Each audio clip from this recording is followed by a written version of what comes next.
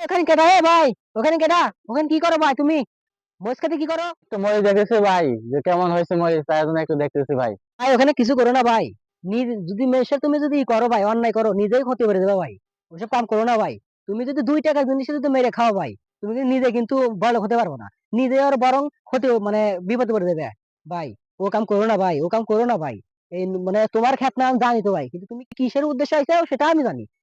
আমি মনে হচ্ছে তো আমি জানি না ভাই। এটা তো মেষের ক্ষেত। আর তুমি এটা আইছো তো চুরি করবেন নাকি? চুরি করা মহাপাপ ভাই। এটা তো হারাম কাম ভাই। মানে একবার হারাম কাম। জীবনে এসব কাম করো না। যদি কাম করতে চাও ভাই, 2 টাকার জিনিস যদি কিনে যদি খাও, তোমার কি হবে ভাই? তুমি তো বলো তোমার কি হবে? মানে 2 টাকার জিনিস কিনে খালি কি হবে তোমার ভাই? তুমি যদি চুরি করে খাও, চুরি করে খা কি ভালো জিনিস নাকি ভাই? ভাই তুমি আপনাকে তো কও। অসংখ্য ধন্যবাদ ভাই। আপনি যে আমার ভুলটা ধরতে পারছেন, আমিও আমার ভুল বুঝতে পারছি।